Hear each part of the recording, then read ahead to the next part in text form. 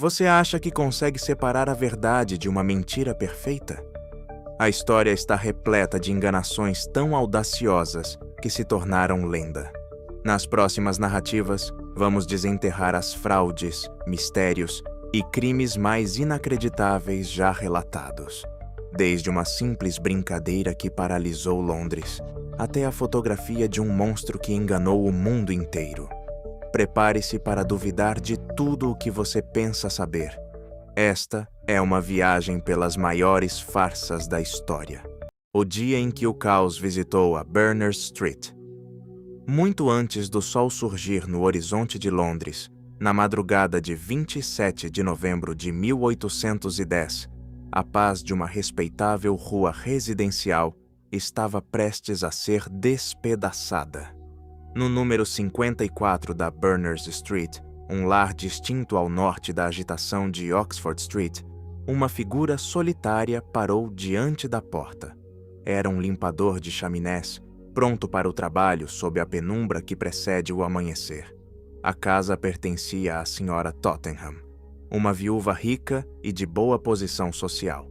Despertada pelos batidos insistentes, uma criada abriu a porta, com o rosto marcado pela irritação de uma visita às 5 da manhã. O homem insistia que fora chamado para limpar as chaminés. A criada, com a mesma firmeza, garantiu que ele estava errado e o mandou embora. Parecia um simples mal-entendido, um erro trivial de endereço. Mas apenas instantes depois, outro batido ecoou na porta. Era um segundo limpador de chaminés, e pouco depois, um terceiro. Antes que o relógio marcasse 6 horas, uma dúzia de trabalhadores confusos e desorientados haviam chegado ao mesmo local. Todos com a certeza de terem sido contratados para um serviço que simplesmente não existia. Aquilo não foi coincidência, não foi um erro. Foi o tiro de partida, o primeiro ato de uma das peças pregadas mais audaciosas, elaboradas e destrutivas da história. Um evento meticulosamente orquestrado que paralisaria boa parte da capital, transformando um endereço tranquilo no epicentro de um caos sem precedentes. Foi um assalto coordenado de 1000 frentes, uma obra-prima da travessura que deixaria a cidade inteira com 2 perguntas simples. Quem estava atormentando a senhora Tottenham? E, acima de tudo, por quê? O que se desenrolou na Berners Street foi uma aula de desordem crescente, uma performance de confusão em atos cada vez mais frenéticos. O autor dessa farsa não buscava uma interrupção simples. Seu objetivo era travar uma guerra logística contra um lar desprevenido e contra toda a cidade de Londres. Esta operação não nasceu do improviso. Foi o resultado de 6 semanas de planejamento minucioso, durante as quais cerca de 4.000 cartas foram enviadas por toda a cidade. Cada missiva era uma isca, desenhada para atrair o destinatário ao mesmo endereço, no mesmo dia, em horários alternados para criar um fluxo constante de confusão. As cartas eram personalizadas e usavam pretextos críveis. Para os comerciantes, pedidos de mercadorias. Para as autoridades, assuntos urgentes de importância nacional. Para todos eles, era um dia de trabalho. Para a senhora Tottenham, tornou-se um pesadelo vivo.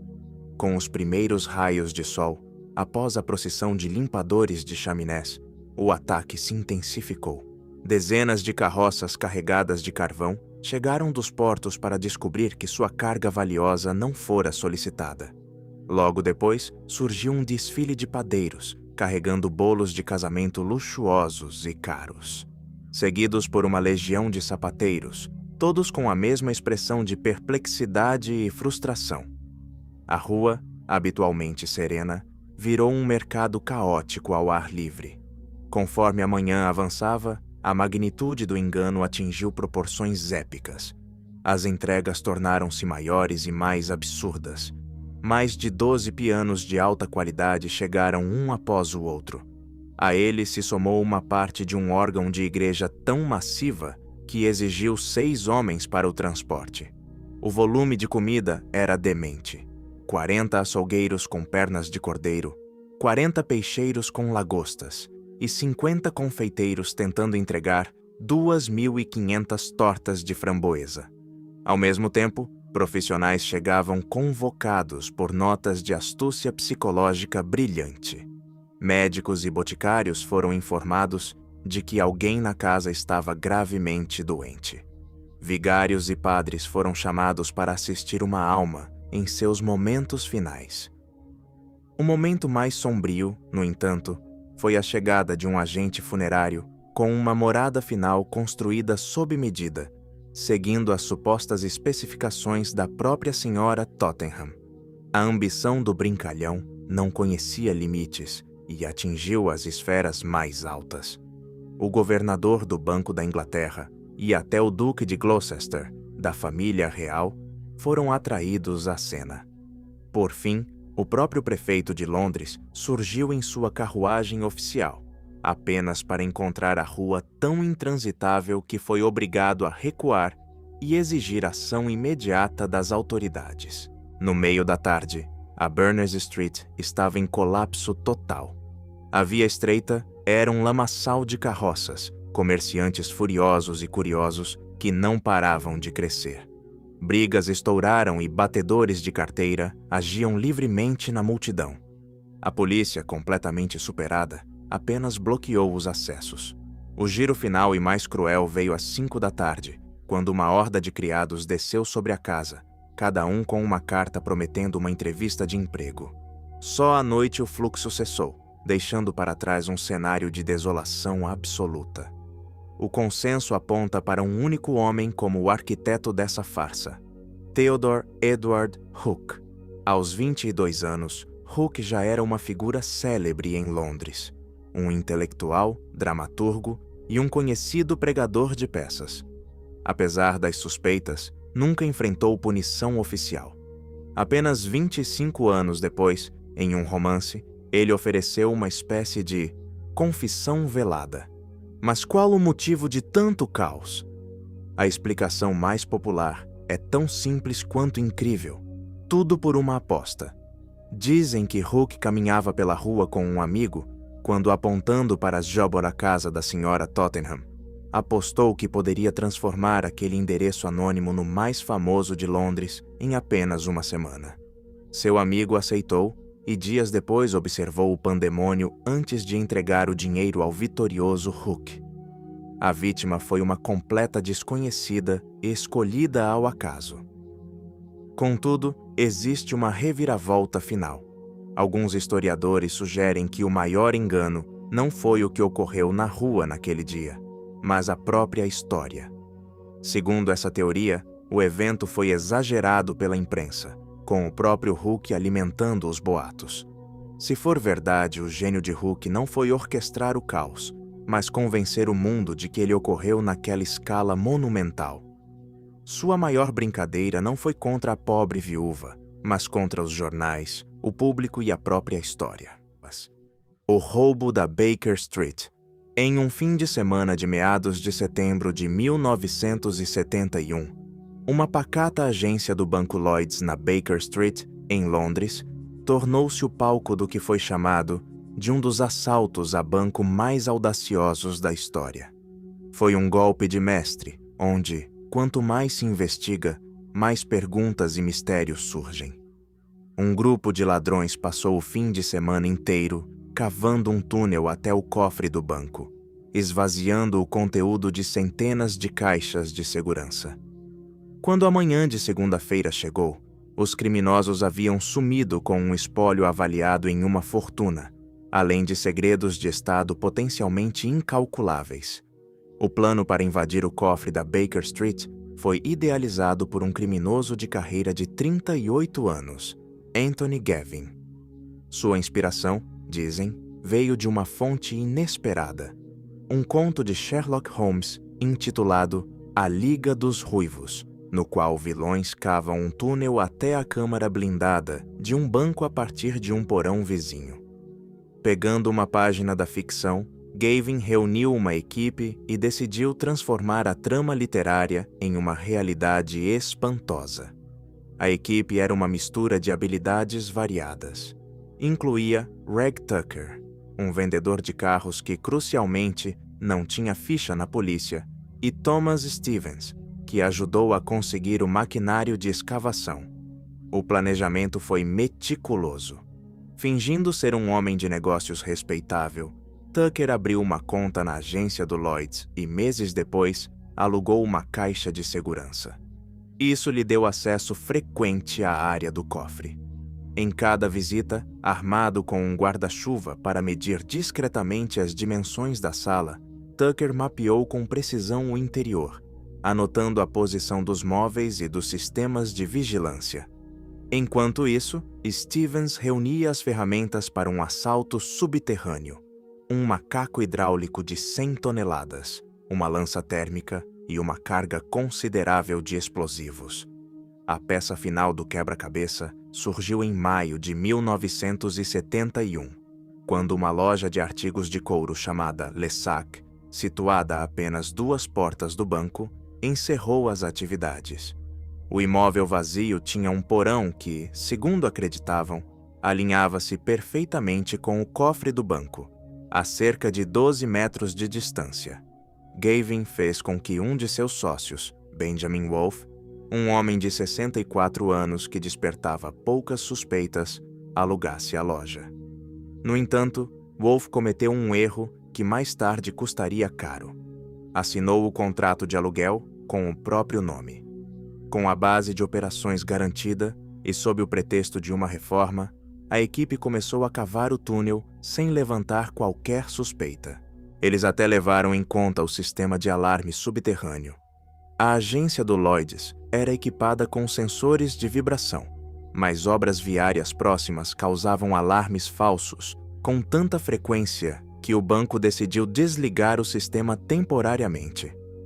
O bando de Gavin soube dessa vulnerabilidade e percebeu que o momento de agir havia chegado. Na noite de sexta-feira, 10 de setembro de 1971, o plano foi executado.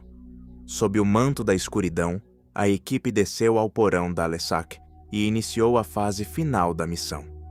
Nas semanas anteriores, haviam escavado silenciosamente um túnel de quase 10 metros, removendo mais de 8 toneladas de terra, armazenadas no próprio porão. Naquela noite, encontraram o último obstáculo, os 91 centímetros de concreto, armado com aço do piso do cofre. Dentro do túnel apertado, a equipe tentou primeiro o macaco hidráulico, mas a laje não cedeu. Depois, usaram a lança térmica, esperando cortar o metal e a pedra, mas a construção do cofre provou ser formidável demais.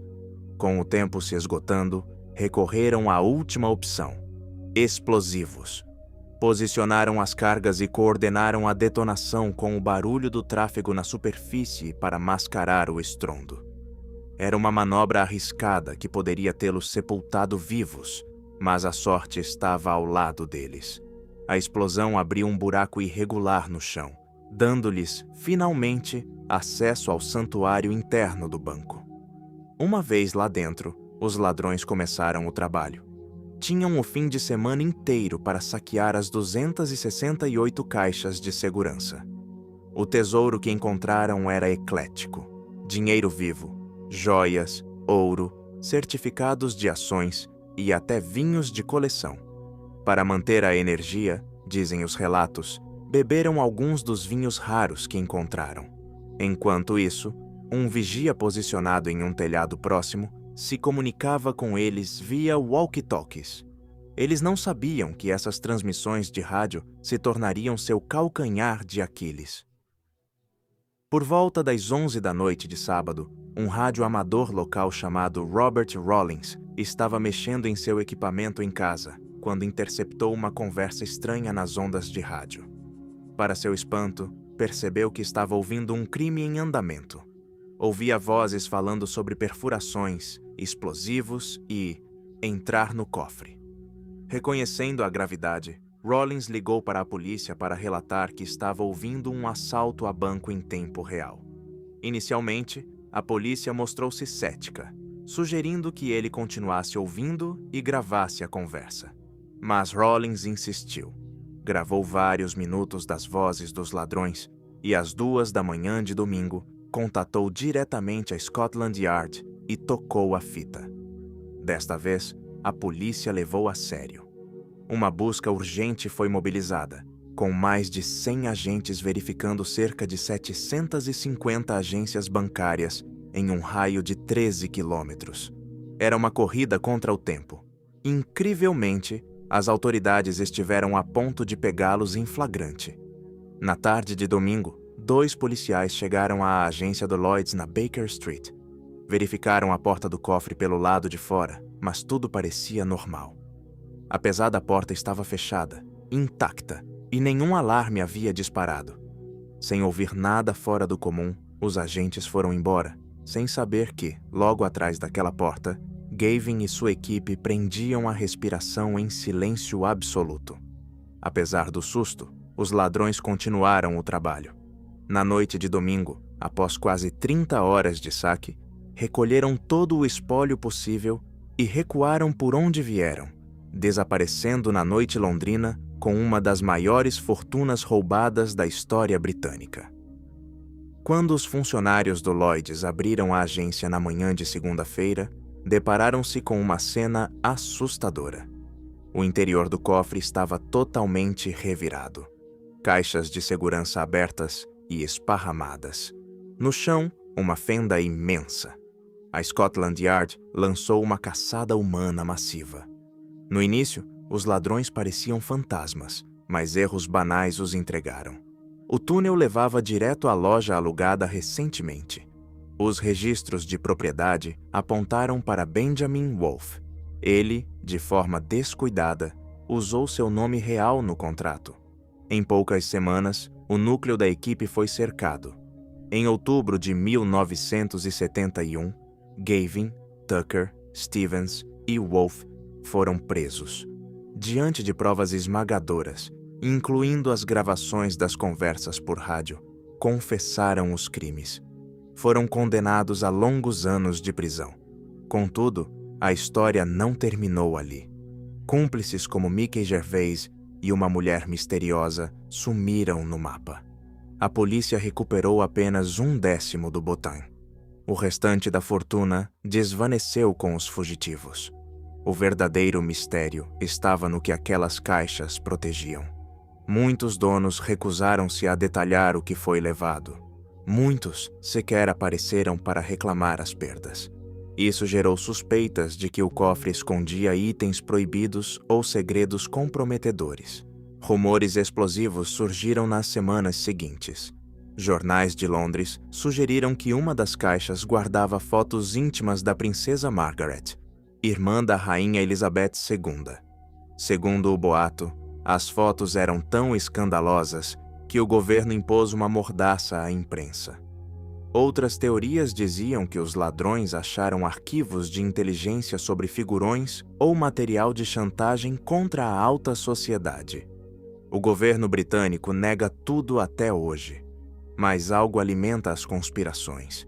Grande parte do arquivo oficial da investigação foi colocada sob sigilo total. O material só será aberto em 2071, um século após o golpe. Os segredos da Baker Street seguem enterrados, talvez para sempre, na escuridão. A voz que veio do espaço. Era uma noite de sábado típica no sul da Inglaterra, 26 de novembro de 1977.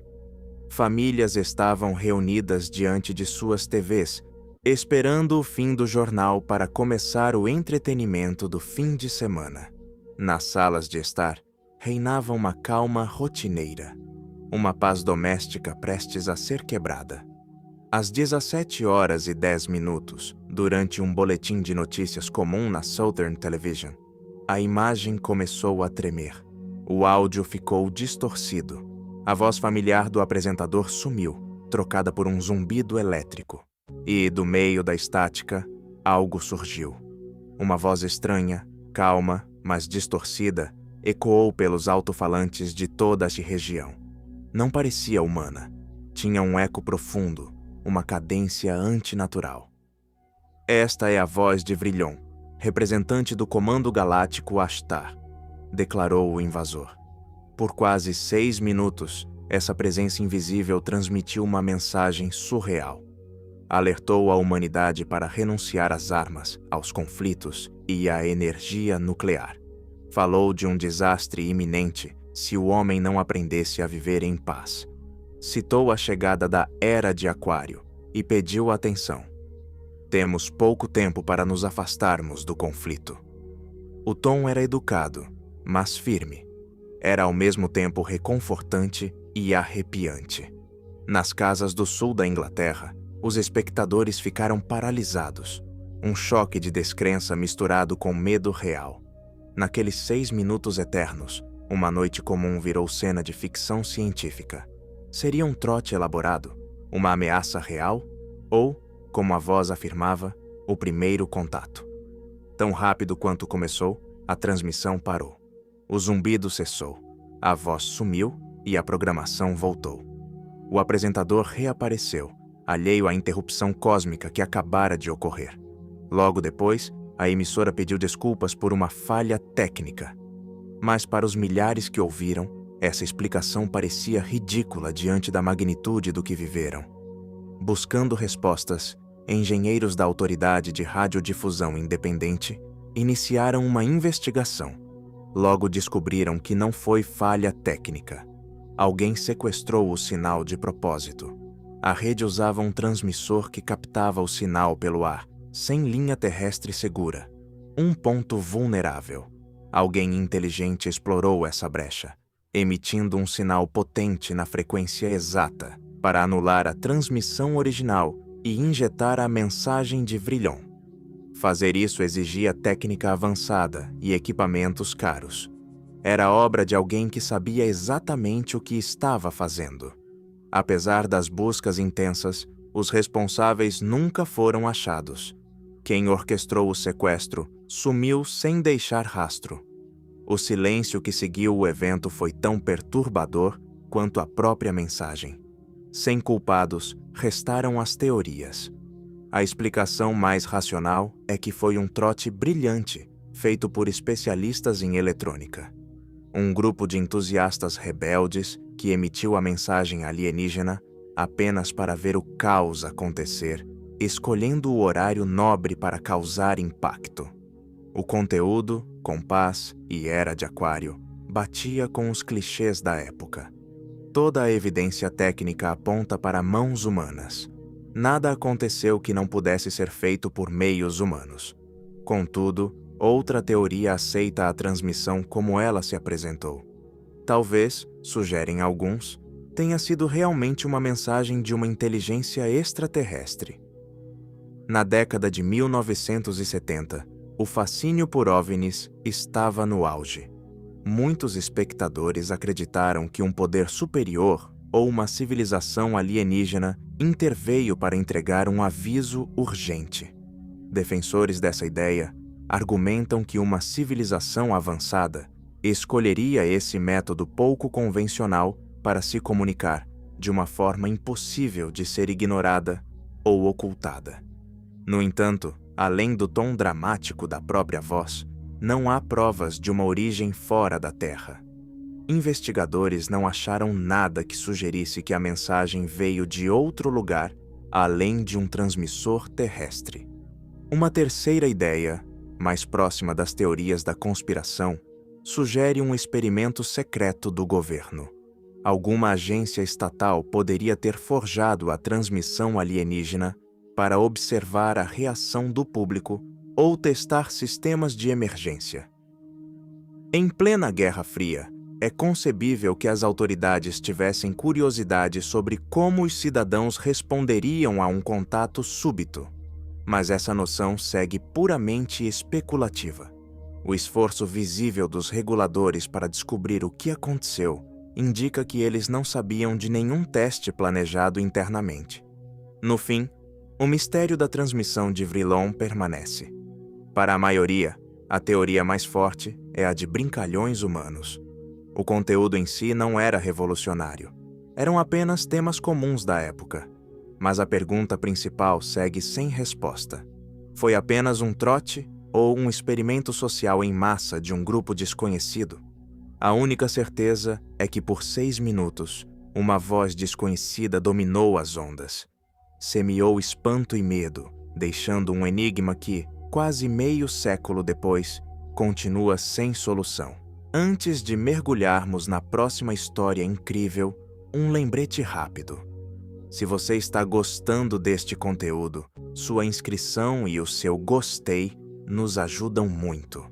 É rápido, gratuito e faz toda a diferença para nós. Agora sim, vamos continuar. O fantasma gasoso de Matum. Nas últimas semanas do verão de 1944, enquanto o mundo ardia no fogo da Segunda Guerra Mundial, uma praga estranha e sombria desceu sobre a pacata cidade de Matum, em Illinois. Não era uma doença comum, nem uma invasão militar, mas algo muito mais sinistro e invisível. Um pânico que devorou a comunidade, sussurrado nas calçadas e temido atrás de portas trancadas. Os moradores começaram a despertar no breu da noite com um cheiro doce e nauseante invadindo seus lares. O que vinha depois era perturbador: enjoo, fraqueza e uma paralisia temporária e aterrorizante. Alguns juraram ter visto uma figura sombria fugindo na escuridão. Nasceram boatos de um invasor misterioso que se esgueirava pelas janelas para borrifar um gás desconhecido. Em pouco tempo, esse suposto atacante ganhou um apelido sinistro que gelou o sangue de toda a cidade: o gazeador louco de Matum. O pânico que travou a cidade começou na noite de 1º de setembro de 1944. Aline Kearney estava em casa com a filha pequena quando notou o odor doce e sufocante no quarto. Instantes depois, sentiu suas pernas paralisarem. Uma queimação apertou sua garganta, deixando-a incapaz de gritar por ajuda. Após minutos que pareceram uma eternidade, ela conseguiu soltar um grito. Sua irmã, em outro cômodo, correu e também sentiu o cheiro estranho vindo da janela aberta. Naquela mesma noite, quando o marido de Aline chegou, viu um homem alto e magro, vestido de preto, rondando a casa. Ao ser avistado, o estranho sumiu na escuridão. Os sintomas de Aline sumiram em meia hora, mas o ataque plantou a semente de um medo que estava prestes a florescer. Na manhã seguinte, um jornal local estampou uma manchete ousada: um invasor anestesista estava solto em Matum. A notícia correu como pólvora. Logo, outros moradores trouxeram relatos parecidos. Um casal contou ter acordado com o mesmo cheiro doce na noite anterior ao caso dos Kearney. Ambos sentiram-se mal e paralisados por mais de 1 hora. Outra mulher afirmou ter sofrido um ataque parecido meses antes, sugerindo que o gazeador estava testando suas táticas há muito tempo. Nos dias seguintes, os relatos dispararam, criando uma cronologia de terror nas 2 primeiras semanas de setembro. Um padrão inquietante surgiu. A maioria das vítimas eram mulheres sozinhas em casa à noite. Muitas descreviam o cheiro como doce ou perfumado. Os sintomas eram sempre os mesmos: náuseas, garganta irritada e uma fraqueza súbita nos membros. A cidade estava à beira do colapso. Cada nova noite trazia um novo pesadelo. Em 5 de setembro, surgiu uma prova física arrepiante. Uma moradora chamada Berta Cordes achou um pano branco e úmido no seu terraço. Curiosa, ela o pegou. No mesmo instante, o pano exalou um cheiro tóxico que a adoeceu. Parecia um choque elétrico. Seu rosto inchou, sua garganta ardeu e ela passou horas em um estado de mal-estar violento. Ela suspeitou que o pano servia para dopar seu cão, permitindo que o intruso agisse em silêncio. Perto do pano, a polícia achou uma chave e um tubo de batom vazio. Objetos estranhos que indicavam que alguém estava tentando invadir as casas. A crise em Matum só piorou. Em 6 de setembro, pelo menos meia dúzia de novos casos foram registrados. Famílias inteiras adoeceram com os vapores misteriosos, e um homem afirmou ter visto um vulto alto e magro fugindo às pressas de sua propriedade. As noites seguintes trouxeram ainda mais pânico. Em uma residência, 2 irmãs sofreram 3 ataques seguidos, chegando a descrever um estranho vapor azulado e uma espécie de maquinário do lado de fora da janela. Em 10 de setembro, as vítimas já passavam de dezenas. Matum estava em transe. O invasor invisível sumia nas sombras todas as vezes, sem deixar pistas reais, e o desespero na cidade era quase palpável enquanto todos se perguntavam: quem seria o próximo? As autoridades agiram com pressa diante do medo crescente. A polícia local reforçou as patrulhas e pediu ajuda à polícia estadual e agentes federais, incluindo o FBI, para caçar o chamado gazeador louco. Moradores armados criaram grupos de vigilância para rondar os bairros ao cair da noite, jurando proteger suas famílias do agressor fantasma. Barricadas foram erguidas e voluntários faziam guarda nos terraços. Porém, mesmo com a cidade inteira em alerta e pronta para o combate, ninguém foi pego no ato. Investigadores buscavam desesperadamente qualquer prova real. O misterioso pano achado no terraço de Berta Cordes foi levado para o laboratório, na esperança de identificar venenos ou químicos, mas os testes deram em nada. A polícia anotou outras pistas estranhas, como pegadas sob as janelas e telas cortadas, mas nenhuma delas levava a um suspeito real. Apesar das muitas pistas e de investigarem pessoas suspeitas da região, o culpado nunca foi encontrado. E então, tão misteriosamente quanto surgiram, os ataques pararam. Em meados de setembro, o gazeador louco de Matum simplesmente sumiu, deixando para trás uma cidade ferida e um mistério que dura até hoje. Após o surto, 3 teorias principais tentaram explicar o que havia ocorrido. A explicação mais aceita é que Matum viveu um caso clássico de histeria coletiva. Segundo essa visão, a enxurrada de relatos foi movida pela ansiedade da época. Com a Segunda Guerra Mundial no auge, o povo de Matum vivia sob um estresse brutal. Muitos homens estavam no fronte, enfrentando perigos constantes. A população era avisada para vigiar possíveis agentes inimigos. Nesse clima de pavor, assim que a ideia de um maníaco do gás brotou, qualquer cheiro estranho ou mal-estar leve era visto como prova de um ataque. Vizinhos espalhavam histórias que alimentavam o pânico, e jornais sensacionalistas jogavam lenha na fogueira. No fundo, a comunidade criou um fantasma a partir do próprio trauma e da sugestão. Isso explicaria a falta de provas físicas e o fim repentino dos casos, quando as autoridades questionaram a realidade dos ataques. Mas nem todos acreditam que a histeria explica tudo. Alguns moradores e pesquisadores creem que um agressor real rondava as sombras. Afinal, várias testemunhas juraram ter visto o vulto sinistro. Curiosamente, um relato tardio descreveu o invasor como possivelmente uma mulher disfarçada com roupas masculinas, algo que a polícia da época poderia ignorar. Outra versão sugere que um agente do eixo, ou simpatizante, agia em Matum, em uma operação psicológica para quebrar o moral americano em seu próprio território. Por fim, uma ideia mais comum na época foi a poluição industrial. O próprio chefe de polícia achou que fábricas próximas pudessem ter soltado gases químicos que causavam efeitos parecidos. No entanto, isso não explica as visões repetidas do vulto na escuridão. Apesar das brigas entre as teorias, o consenso hoje é que o gazeador foi fruto da histeria. Mas o mistério de por que isso aconteceu, justamente em Matum, segue vivo. As pressões da guerra eram as mesmas de qualquer cidadezinha dos Estados Unidos. Então, o que tornou Matum especial? O gazeador, real ou um fantasma criado pelo medo, continua sendo um dos enigmas psicológicos mais perturbadores da história americana. O massacre do Banco Teikoku.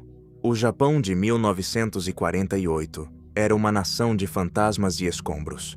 Apenas 3 anos após a rendição que pôs fim à Segunda Guerra Mundial, o país encontrava-se em um estado de choque profundo, lutando para se erguer das ruínas de seu antigo império. As cidades, devastadas pelos bombardeios, eram labirintos de cicatrizes. A economia estava estilhaçada, a população lutava contra a escassez e a fome, e a sociedade, despojada de suas antigas certezas, estava mergulhada em um profundo estado de desconfiança. Nesse ambiente turbulento do pós-guerra, sob o olhar atento das forças de ocupação americanas, o crime florescia nas sombras da reconstrução. Foi nesse cenário de incerteza e desespero que ocorreu um dos crimes mais atrozes e enigmáticos da história moderna do Japão. A tarde de 26 de janeiro de 1948 parecia apenas mais uma na agência do Banco Teikoku, no bairro de Shinamachi, em Tóquio. Na hora do fechamento, 16 funcionários estavam lá dentro, terminando suas tarefas do dia. De repente, um homem entrou no banco. Não era um assaltante com máscara e arma, mas um senhor de meia idade, vestindo um bracelete oficial e carregando uma maleta. Ele se apresentou com calma e autoridade, alegando ser um oficial de saúde pública enviado pelas autoridades de ocupação americanas. Com uma expressão de urgência grave, ele explicou que um surto de disenteria havia ocorrido na vizinhança. A disenteria, no Japão daquele tempo, era uma ameaça real e muito temida. Uma doença que se espalhava como fogo, com consequências fatais. O homem disse aos bancários que eles tiveram contato com uma pessoa infectada e que, por ordem do governo, deveriam ingerir um remédio preventivo imediatamente. Seu comportamento era tão convincente e sua explicação tão plausível naquele clima de crise sanitária que ninguém no banco ousou duvidar de suas instruções. O suposto oficial passou a preparar 2 medicamentos. Ele demonstrou como deveriam tomar o primeiro, bebendo uma pequena porção de um líquido claro de um frasco. "Engulam isto primeiro", ele ordenou, "e depois tomem a segunda dose em aproximadamente 1 minuto." Os 16 funcionários, obedientes, seguiram cada passo. Um por um, beberam o líquido que lhes foi oferecido. Instantes após a primeira dose, o caos explodiu. Os funcionários começaram a desabar, sufocando e contorcendo-se em dor no chão gelado do banco. O líquido não era um remédio, era um veneno de ação fulminante. 10 deles entraram em um silêncio eterno ali mesmo. Outros 2 sucumbiram mais tarde no hospital. Os 4 sobreviventes ficaram inconscientes, gravemente doentes e traumatizados para o resto da vida. Enquanto suas vítimas jaziam imóveis ou lutavam pelo último suspiro, o criminoso recolheu todo o dinheiro que conseguiu encontrar, uma quantia até modesta, e partiu, desaparecendo na Tóquio caótica do pós-guerra. A carnificina que ele provocou era desproporcional ao botim. 12 vidas humanas em troca de apenas alguns milhares de dólares. O horror do massacre abalou um Japão que já vivia sob traumas constantes. A polícia de Tóquio lançou uma das maiores investigações de sua história. A pressão para resolver o caso era esmagadora, vinda de um público apavorado e das autoridades de ocupação, que se sentiam ultrajadas pelo assassino ter usado o nome deles. No entanto, a investigação foi travada logo no início. Os 4 sobreviventes estavam em choque profundo para dar uma descrição clara. O culpado deixou poucas provas físicas e os recursos da polícia, naquele Japão empobrecido, eram mínimos. Meses depois, após buscas exaustivas, a polícia focou em um suspeito: Sadamichi Hirasawa, um pintor de 56 anos. Hirasawa era um artista conhecido, mas passava por apertos financeiros. A polícia encontrou indícios que o ligavam ao caso.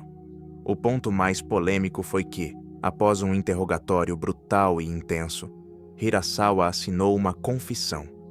Contudo, ele desmentiria tudo depois, afirmando ter sido coagido e torturado pelos investigadores. algo que se dizia ser comum naquelas investigações da época.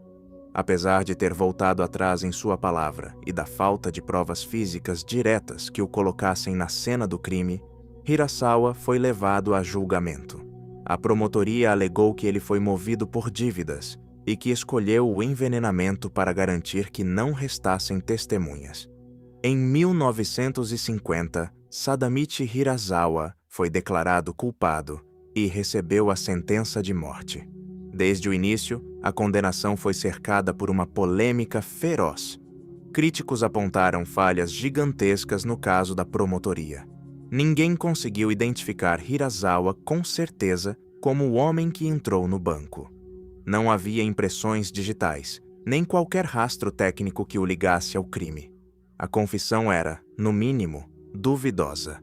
Mas a dúvida mais sombria e perturbadora girava em torno do veneno usado. A promotoria alegou que Hirasawa usou cianureto de potássio, algo relativamente fácil de obter. Contudo, investigações posteriores, feitas pelo próprio governo japonês, contestaram isso.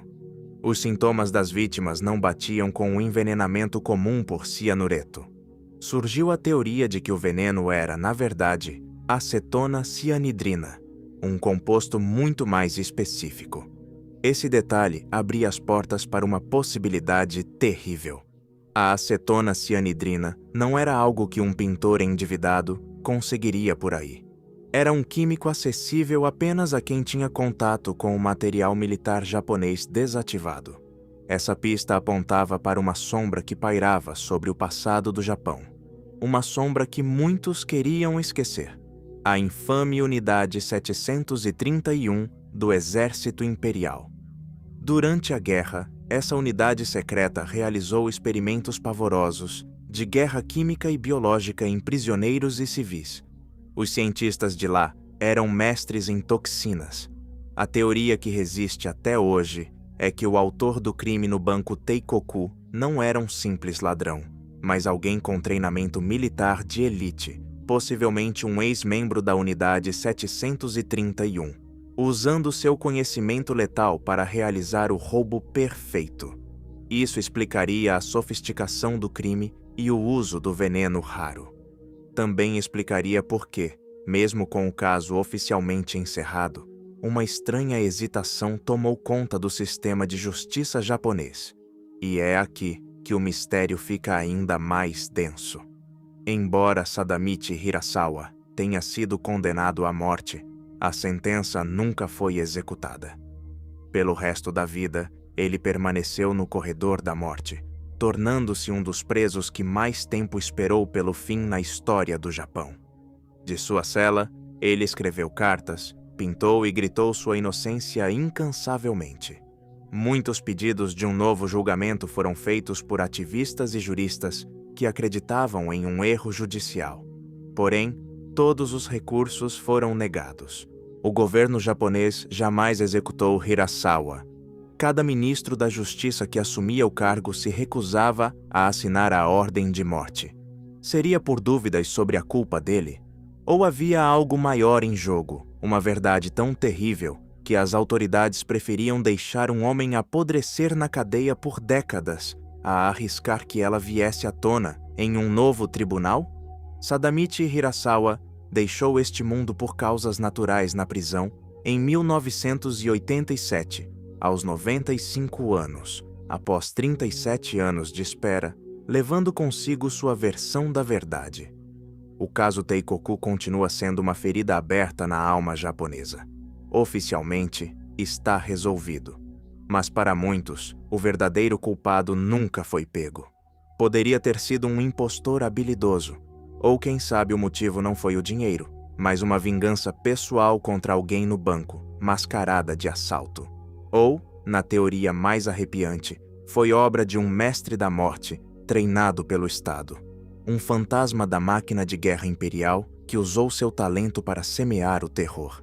Se não foi Hirasawa, o assassino viveu livre e, com o crime prescrito, sua identidade jamais será levada à justiça. O manto sem costura. No coração da cristandade, entre relatos de milagres e profecias, repousa a história de um objeto tão humilde quanto extraordinário, uma túnica simples. Segundo o Evangelho de João, enquanto Jesus agonizava na cruz, os soldados romanos dividiram suas roupas entre si. Porém, ao chegarem à túnica, notaram algo peculiar. Ela fora tecida em uma peça única, de cima a baixo, sem uma única costura. Reconhecendo sua construção perfeita, os soldados decidiram não rasgá-la. Em vez disso, lançaram a sorte para ver quem ficaria com ela. Nesse ato de acaso aos pés da crucificação, nasceu uma lenda que atravessaria 2 milênios, gerando uma das buscas por relíquias mais enigmáticas e disputadas de que se tem notícia. Ao longo dos séculos, várias tradições afirmaram possuir essa veste sagrada, cada uma com sua própria narrativa histórica, cada uma envolta em um véu de fé, mistério e dúvida. A reivindicação mais proeminente da túnica inconsútil vem da antiga cidade de Trèveris, na Alemanha. A lenda, passada por gerações, sugere que a relíquia foi descoberta por uma das figuras mais influentes do cristianismo primitivo, Helena, mãe do imperador Constantino, o Grande. Durante sua peregrinação à Terra Santa no século IV, dizem que Helena encontrou não apenas a Vera Cruz, mas também a túnica sem costuras. Segundo a tradição, ela enviou a preciosa veste para Trèveris, cidade onde Constantino residira. Por séculos, o paradeiro do manto permaneceu no campo da tradição oral, uma crença piedosa sem documentos que a sustentassem. A primeira referência histórica que situa a túnica em Trèveris data de 1196. Naquele ano, o arcebispo João I consagrou um altar na catedral, e os registros mencionam explicitamente que ele continha a relíquia sagrada. A partir dali, a túnica deixou de ser lenda para se tornar um objeto de veneração documentado. Com o passar do tempo, a veste sofreu modificações para sua conservação. Pedaços de seda foram adicionados para reforçá-la e, no século XIX, em uma tentativa desesperada de conter o desgaste, foi tratada com uma solução de borracha. Ironicamente, esses esforços tornaram impossível a datação por carbono 14, o único método científico que poderia revelar sua verdadeira idade. Assim, a autenticidade da túnica de Trèveris continua sendo uma questão de fé, e não um fato comprovado. O manto é guardado em um relicário e raramente é exposto. Sua exibição é um evento monumental. A tradição das peregrinações começou em 1512, quando o imperador Maximiliano I pediu para ver a Santa Túnica. Esse evento marcou a primeira exibição pública registrada e deu início a uma tradição de ostensões que ocorrem em intervalos irregulares, às vezes com mais de um século de distância entre elas. Mas Trèveris não é o único lugar que clama a posse do manto sagrado. A cerca de 300 quilômetros ao oeste, na cidade francesa de Argenteuil, existe um rival de peso. Segundo essa tradição, a túnica não foi achada por Helena, mas chegou à Europa por outra via. A lenda conta que a imperatriz Irene de Bizâncio presenteou Carlos Magno com a veste por volta do ano 800. O imperador, por sua vez, a entregou à sua filha Teodora, que era abadesa em um convento de Argenteuil. Contudo, assim como em Trèveris, as evidências antigas são ambíguas. O primeiro documento sobre a túnica de Argenteuil é de 1156, escrito pelo arcebispo Hugo de Rouen. Nele, a relíquia é descrita como a veste do menino Jesus, e não como a túnica da crucificação. Parece que, com o tempo, a história evoluiu. A narrativa de uma roupa de infância transformou-se no relato mais poderoso da túnica sem costuras. Essa relíquia também carrega cicatrizes. Durante o caos da Revolução Francesa, o pároco local, temendo o vandalismo, cortou a túnica em pedaços para escondê-la. Embora muitas partes tenham sido recuperadas, outras sumiram para sempre, deixando um artefato fragmentado. Uma história tão partida quanto o tecido. A disputa não termina na Europa Ocidental. A Igreja Ortodoxa também tem suas tradições. No folclore da Geórgia, conta-se que um rabino judeu chamado Elias estava presente na crucificação. Ele teria comprado a túnica do soldado que a ganhou na sorte e a levou para sua terra natal. A tradição sustenta que a relíquia permanece lá, na Catedral de Svetitskovely. Uma vertente dessa lenda diz que uma porção da veste foi levada para a Rússia no século XVII, esticando os fios do mistério ainda mais para o leste. Assim, temos ao menos 3 relatos distintos, cada um venerado por milhões, mas nenhum com uma origem histórica irrefutável que o ligue ao Calvário do século I. Historiadores e teólogos mantêm o ceticismo. Embora a de Treveris tenha a documentação mais antiga como túnica da paixão, ela ainda está a 1 milênio de distância do evento original. No fim das contas, a história do manto sem costura é menos um caso de fraude deliberada e mais um mistério nascido da devoção. Em um mundo sem provas definitivas, a fé preenche o vazio.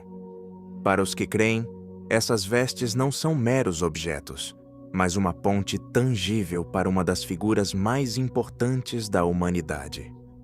Para os céticos, são lembretes de como a lenda e o anseio podem tecer narrativas mais resistentes que qualquer pano. Seja qual for a verdade, a túnica que os soldados não quiseram rasgar conseguiu permanecer inteira na lenda, mesmo que seus supostos fragmentos físicos estejam espalhados pelo globo, cada um jurando ser o único e verdadeiro.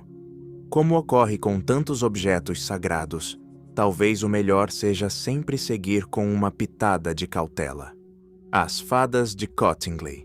No verão de 1917, enquanto a Europa sangrava nas trincheiras da Grande Guerra, em um canto pacato de Yorkshire, na Inglaterra, um tipo diferente de batalha estava sendo travada. Era uma guerra de imaginação, travada por 2 meninas nos bosques idílicos que cercavam o riacho de Cottingley. O que começou como uma simples tentativa de evitar uma bronca familiar se tornaria um dos enganos mais encantadores e duradouros do século XX.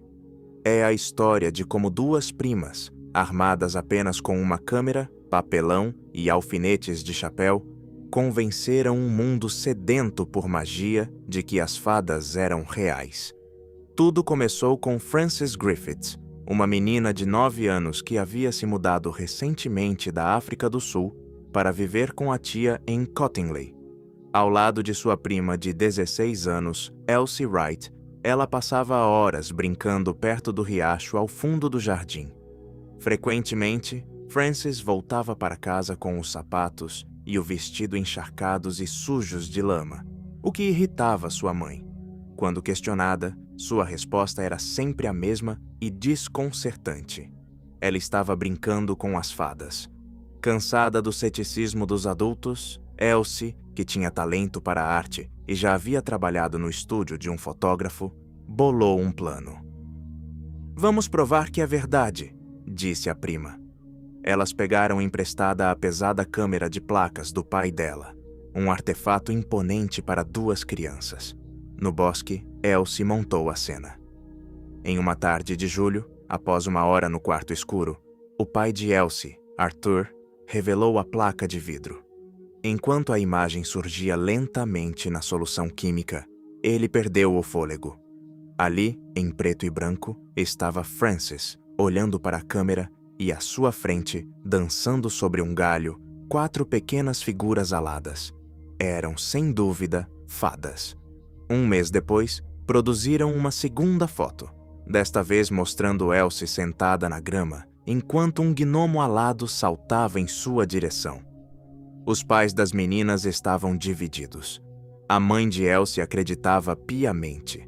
Seu pai, fotógrafo amador, tinha certeza de que eram falsas, embora não entendesse como tinham feito aquilo. Suspeitando de manipulação, ele as proibiu de usar a câmera novamente. A história poderia ter morrido ali, como uma curiosidade de família. Mas 2 anos depois, a mãe de Elsie foi a uma reunião da Sociedade Teosófica, um grupo interessado em misticismo e ocultismo. Em uma palestra sobre a vida das fadas, ela mencionou as fotos. A notícia chegou a Edward Gardner, um dos líderes da sociedade. Intrigado, Gardner viu ali a prova de um mundo espiritual invisível. Ele obteve as placas originais e as levou a um perito, que concluiu que não havia sinais de truque. Ele declarou que os 2 negativos são totalmente genuínos, fotografias não forjadas de um evento único. Com esse selo de especialista, a história explodiu. E então, encontrou seu campeão mais improvável, Sir Arthur Conan Doyle. O criador do detetive mais lógico da literatura, Sherlock Holmes, era também um espiritualista devoto. Arrasado pela perda do filho e do irmão na guerra, Conan Doyle buscou no espiritualismo uma forma de acreditar que a vida continuava além do véu da morte. Para ele, as fotos de Cottingley não eram um trote infantil, mas um farol de esperança, uma prova de que a humanidade não estava sozinha. Conan Doyle escreveu um artigo para a edição de Natal de 1920 da The Strand Magazine, sob o título Fadas Fotografadas, um evento que marca uma época. Ele apresentou as imagens ao mundo. Embora tenha dito que a autenticidade não era 100% garantida, seu apoio deu à história uma credibilidade imensa. O público ficou cativado. Em uma nação que chorava uma geração perdida, a ideia de magia em um jardim de Yorkshire era um bálsamo para a alma. Animado, Conan Doyle pediu que as meninas tirassem mais fotos. No verão de 1920, Elsie e Frances, agora com uma câmera melhor e placas marcadas secretamente, produziram mais 3 imagens. Eram ainda mais impressionantes. Uma mostrava uma fada no nariz de Frances, outra mostrava uma fada oferecendo uma flor a Elsie, e a última, a mais misteriosa, mostrava o que parecia ser um casulo de fadas semi-transparente em um ninho de grama. O mundo se dividiu. Céticos debochavam, mas os crentes, desesperados por luz, as aceitaram de todo o coração. Durante décadas, Elsie e Frances mantiveram a farsa. Casaram-se e viveram vidas tranquilas, mas a sombra das fadas nunca as deixou. Conforme a tecnologia avançava, o consenso era de que as fotos eram fraude, mas as primas nunca recuaram. Foi apenas em 1983, já idosas, que a verdade veio à tona. Em um artigo de revista, elas confessaram. O engano foi assustadoramente simples. As fadas eram recortes de papelão, desenhados por Elsie, que copiou as figuras de um livro infantil popular, o Princess Mary's Gift Book. Elas as prenderam com alfinetes de chapéu, invisíveis para Mel à lente. A intenção nunca foi enganar o mundo, mas apenas evitar as broncas dos pais. Mas a história ganhou vida própria, e quando Conan Doyle se envolveu, ficaram com medo de admitir a verdade. No entanto, no centro da confissão, restou um último fio de mistério. Elsie admitiu que as 5 fotos eram falsas, mas Frances, até morrer em 1986, sustentou firmemente que a 5ª fotografia, a do casulo, era genuína. Ela afirmou que, embora as 4 primeiras fossem montagem, naquela última vez, elas fotografaram fadas reais. Teria sido a última peça de um engano de uma vida inteira, ou a lembrança de uma idosa apegada a um momento de magia real. Nunca saberemos. O caso das fadas de Cottingley não foi um ato de maldade, mas um conto de fadas que escapou das páginas de um livro, alimentado pela inocência de 2 meninas e pela necessidade de um mundo ferido em acreditar no impossível. Talvez essa seja a verdadeira magia.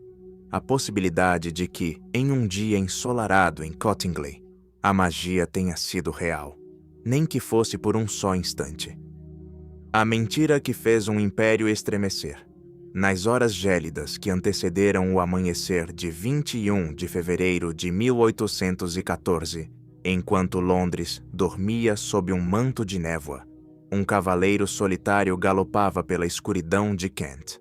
O destino da Europa estava por um fio. Napoleão Bonaparte, o imperador que pôs meio continente de joelhos, enfrentava a poderosa Sexta Coligação. Cada notícia do fronte era devorada com ansiedade, especialmente no coração financeiro do Império Britânico, a Bolsa de Valores de Londres. A guerra era um negócio caro. O valor dos títulos do governo oscilava violentamente a cada boato de vitória ou derrota. Nesse clima de tensão febril, uma única palavra podia criar fortunas ou destruí-las num piscar de olhos. E naquela noite, essa palavra estava prestes a chegar. Pouco depois da 1 da manhã, um homem que se identificou como Tenente-Coronel R. de Burgh, ajudante de campo do General Cathcart, chegou à estalagem Ship Inn, em Dover. Seu uniforme estava coberto de lama da viagem. Seu rosto refletia a urgência da missão. Ele afirmava vir diretamente da França com notícias transcendentais. Os cossacos haviam entrado em Paris, Napoleão fora atingido e morto, e os Bourbon estavam sendo aclamados pelo povo. A guerra, declarou ele, havia terminado. A notícia era tão explosiva, tão desejada, que o estalajadeiro nem questionou. A informação foi enviada imediatamente ao almirante do porto. Enquanto a notícia se espalhava pela costa, uma segunda frente da enganação se abria. Em Northfleet, outros 2 homens vestidos com uniformes franceses distribuíram panfletos. Celebravam a queda de Napoleão e a paz iminente. O plano era uma sinfonia de desinformação, desenhada para convergir em um único ponto: a City de Londres. Ao amanhecer, quando os primeiros relatos de Dover chegaram à capital, a Bolsa de Londres mergulhou no frenesi. A perspectiva do fim da guerra gerou uma euforia de compras. Os preços dos títulos governamentais, os chamados consols, dispararam. Investidores, acreditando estar diante do negócio de suas vidas, compraram massivamente, empurrando os preços a níveis inéditos. No meio desse caos jubiloso, um pequeno grupo de homens observava em silêncio, esperando o momento perfeito para agir. Não estavam lá para celebrar a paz, mas para lucrar com o pânico que eles mesmos haviam criado. O arquiteto dessa fraude elaborada era um aristocrata e oficial do exército chamado Charles Random, de Berenguer. Um homem carismático e aventureiro, de Berenguer era Sade a figura perfeita para se passar pelo heróico coronel Dubourg. Atrás dele, movendo os fios, estavam várias figuras, incluindo uma das mais insuspeitas, Lord Thomas Cochrane. Cochrane não era um especulador qualquer. Ele era um dos maiores heróis navais da Grã-Bretanha, um capitão audaz e brilhante, cuja fama rivalizava com a do próprio Nelson. Seu envolvimento, junto ao de seu tio e seu corretor, adicionava uma camada de traição a um plano já extremamente ousado. Durante a semana anterior, o grupo acumulou uma posição massiva em títulos do governo, comprando mais de 1 milhão de libras em ações a preços de guerra. O plano era simples e brutal: criar um boato de vitória tão crível que o mercado disparasse. Então, no auge da euforia, venderiam todas as suas ações, embolsando uma fortuna com a diferença de preço. E funcionou perfeitamente. Enquanto os preços subiam vertiginosamente, os agentes de Cochrane e seus sócios começaram a vender suas participações de forma discreta. Por algumas horas febris, o plano seguiu sem falhas, mas uma farsa dessa magnitude não poderia se sustentar por muito tempo. Conforme a manhã avançava, as dúvidas surgiram. O governo, estranhamente, permanecia em silêncio absoluto. Não havia qualquer confirmação oficial da notícia. Os investidores mais astutos notaram que, enquanto a maioria comprava freneticamente, uma massa enorme de ações estava sendo vendida. A euforia virou suspeita. A suspeita virou pânico. Quando ficou claro que nenhum mensageiro oficial chegaria, a bolha estourou. Os preços despencaram tão rápido quanto subiram. Milhares de investidores foram à ruína, presos no topo de um mercado inflado artificialmente por uma mentira. A indignação foi imediata. O comitê da Bolsa de Valores percebeu que fora vítima de uma manipulação colossal. Juraram caçar os responsáveis e levá-los à justiça. A busca pelo misterioso Coronel Dubourg começou. Investigadores seguiram meticulosamente o rastro do dinheiro, rastreando os lotes de ações vendidos no auge do pânico. Todas as pistas levavam a um pequeno círculo de homens, com Lord Cochrane no centro de tudo. A notícia do envolvimento de Cochrane chocou a nação. Como um herói de guerra, um membro do parlamento poderia estar metido em um plano tão vergonhoso? De Berenger foi finalmente preso, e o julgamento que se seguiu foi o espetáculo do ano. O caso da promotoria baseou-se em provas circunstanciais esmagadoras. Ficou provado que de Berenger fora à casa de Cochrane logo após chegar a Londres. Ele até vestiu roupas civis fornecidas pelo próprio Lorde. A defesa de Cochrane alegou que o encontro foi para discutir uma proposta de trabalho em seu navio e que ele não sabia nada sobre a fraude, mas o júri não acreditou. Em junho de 1814, Lord Cochrane, seu tio e de Berenger foram condenados por conspiração para fraudar a Bolsa de Valores. A sentença foi severa e humilhante. Foram condenados a 1 ano de prisão, multas pesadas e ao castigo mais degradante de todos, a exposição no pelourinho público. Para Lord Cochrane, foi uma sentença de morte social e profissional. Expulso da Marinha Real, despojado de seus títulos de cavalaria e banido do parlamento. O herói caído passou as décadas seguintes lutando para limpar seu nome. Serviu com bravura nas marinhas do Chile, da Grécia e do Brasil, tornando-se herói em 3 continentes, mas seu objetivo final era a redenção em sua terra natal. Com o tempo, muitos passaram a acreditar em sua inocência, ou que ele fora apenas imprudente. Finalmente, em 1832, ele foi perdoado e reintegrado à Marinha. Contudo, a mancha em sua reputação nunca desapareceu por completo. O grande golpe de 1814 continua sendo uma das fraudes financeiras mais audaciosas da história. Foi a prova de que a informação, seja ela verdade ou mentira, é o ativo mais valioso de todos. Em uma única manhã, poucos homens usaram uma mentira para manipular o motor financeiro de um império. Ganharam uma fortuna e arruinaram milhares de pessoas, provando que, na guerra e nas finanças, a primeira vítima é, quase sempre, a verdade. A foto do cirurgião. Nas águas gélidas e escuras do Lago Ness, nas terras altas da Escócia, habita uma lenda tão profunda e turva quanto o próprio lago. Durante séculos, sussurros falaram de uma grande besta que desliza sob a superfície, uma criatura de tempos esquecidos. Mas foi só no século XX que este folclore local se tornou um fenômeno mundial. No coração desse fenômeno está uma única imagem, uma fotografia em preto e branco, granulada e misteriosa, que por 60 anos serviu como a prova irrefutável do impossível. Esta é a história da foto do cirurgião, um ícone do engano que capturou a imaginação do mundo e definiu, para sempre, o rosto de um monstro. Tudo começa em 1933, o ano em que a Nessiemania tomou conta da Grã-Bretanha. A construção de uma nova estrada ao longo da margem do lago derrubou árvores e abriu a visão, o que provocou um aumento espetacular nos avistamentos.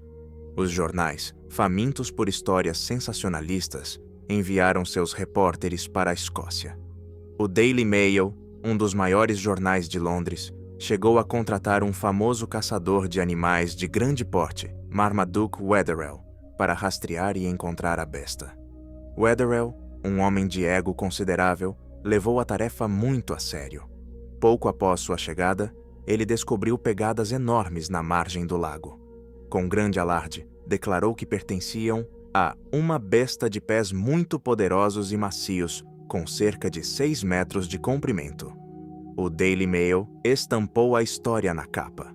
No entanto, a euforia durou pouco. Zoólogos do Museu de História Natural examinaram os moldes das pegadas e determinaram, para a humilhação de Wetherell e do jornal, que elas haviam sido feitas com um porta-paráguas, ou um cinzeiro feito de uma pata seca de hipopótamo. O grande caçador foi ridicularizado publicamente. O Daily Mail o demitiu, e Wetherell se retirou, com o orgulho ferido e um desejo profundo de vingança contra o jornal que o expôs ao ridículo. Alguns meses depois, em abril de 1934, uma fotografia chegou à redação do Daily Mail. A imagem era assombrosa. Das águas tranquilas do lago emergia um pescoço longo e sinuoso, finalizado por uma cabeça pequena, exatamente como se descreveria um plesiosauro pré-histórico. A qualidade era amadora, o que lhe conferia um ar de autenticidade. Mas o mais importante era a identidade do fotógrafo. Não era um morador excêntrico ou alguém em busca de fama, mas o coronel Robert Wilson, um cirurgião londrino muito respeitado. A história de Wilson era modesta e crível. Ele afirmou que, enquanto dirigia pela estrada do lago, viu uma agitação na água. Parou, pegou sua câmera e tirou 4 fotos antes de a criatura mergulhar e desaparecer. Apenas 2 placas saíram boas, e a primeira era, de longe, a mais nítida. Wilson, um homem de ciência e reputação impecável, insistiu que não queria fama e permitiu apenas que a foto fosse conhecida como a foto do cirurgião. Seu prestígio deu à imagem uma credibilidade instantânea e imensa. O impacto foi sísmico. A fotografia foi publicada no mundo todo e tornou-se a prova definitiva da existência de Nessie. Ela solidificou a imagem do monstro na consciência global, não como uma serpente marinha vaga, mas como um dinossauro sobrevivente, um relíquia de um mundo perdido. Pelas 6 décadas seguintes, essa imagem ilustrou inúmeros livros, documentários e artigos. Foi analisada por especialistas, debatida por cientistas e venerada pelos crentes. Embora dúvidas tenham surgido ao longo dos anos, análises fotográficas sugeriam que as ondulações na água indicavam um objeto pequeno. A reputação do cirurgião e a ausência de uma confissão a mantiveram como o pilar da lenda. A verdade, porém, era muito mais comum e, de certa forma, mais brilhante que a própria lenda, e levou quase uma vida inteira para vir à tona. Foi apenas em 1994, 60 anos depois da foto ser tirada, e com todos os envolvidos já falecidos, que o mistério foi totalmente desvendado. A confissão póstuma veio através de Christian Sperling, enteado de Marmaduke Wetherell. Em seu leito de morte, aos 90 anos, Sperling revelou os detalhes de um dos enganos mais bem-sucedidos da história. O plano, confirmou ele, fora idealizado por seu padrasto, Marmaduke, como um ato de vingança primorosamente planejado contra o Daily Mail. Se o jornal queria um monstro, ele lhes daria um. O monstro, revelou Sperling, fora sua própria criação. Era um modelo engenhosamente simples. A equipe comprou um submarino de brinquedo em uma loja da Woolworths. A esse submarino, Sperling, que era um habilidoso escultor amador, adicionou um pescoço e uma cabeça moldados com massa de madeira. A construção inteira não media mais do que 30 centímetros de altura. Assim que o modelo ficou pronto, Wetherell e seu filho, Ian, levaram-no a uma baía tranquila do lago. Colocaram seu monstro na água e tiraram as fotos. Ian Wetherell foi quem apertou o gatilho. O pai de Christian Sperling, Marmaduke, era o cérebro. E seu enteado, o construtor. Mas eles precisavam de alguém inquestionável para que a história fosse crível. Alguém que não tivesse nada a ganhar com a fraude. Foi aqui que entrou o Dr. Wilson. Wilson era amigo de Wetherell e aceitou participar como a testemunha respeitável. Seu papel era apenas entregar as placas ao jornal e contar a história, emprestando sua reputação impecável à farsa. O plano de Wetherell foi um sucesso absoluto, superando provavelmente seus sonhos mais ousados. Ele não apenas enganou o Daily Mail, mas enganou o mundo inteiro. A simplicidade da mentira foi sua genialidade. Não foram necessários efeitos especiais complexos, apenas um submarino de brinquedo, um pouco de massa e uma boa história. O legado da foto do cirurgião é tão fascinante quanto o próprio engano. Mesmo após a verdade ser revelada, a lenda do monstro do Lago Ness não morreu. Na verdade, a imagem, agora despojada de seu mistério, continua sendo o símbolo mais reconhecível da criatura. Ela se enraizou tanto em nossa cultura que a verdade quase parecia irrelevante. A história da foto do cirurgião é um lembrete poderoso do nosso desejo de acreditar no extraordinário. Em um mundo cada vez mais explicado pela ciência, os cantos escuros do mapa que abrigam monstros e mistérios tornam-se preciosos. A foto de um cirurgião, um submarino de brinquedo e um caçador vingativo deram ao mundo exatamente o que ele queria ver: um vislumbre de magia nas profundezas de um lago escocês. E, nesse sentido, embora a foto fosse uma mentira, o encantamento que ela inspirou foi, e continua sendo, completamente real. Assim concluímos nossa viagem pelos grandes enganos da história. Vimos como a ambição, a vingança e um simples desejo de acreditar podem distorcer a realidade, criando lendas que perduram por gerações. Essas histórias nos lembram que a verdade pode ser frágil e que, frequentemente, a mentira mais cativante é aquela que se recusa a morrer. Se você gostou desta jornada, apoie nosso canal. Inscreva-se, dê o seu gostei e compartilhe. E conte para nós nos comentários: qual história mais impactou você? Obrigado por nos acompanhar. Até a próxima.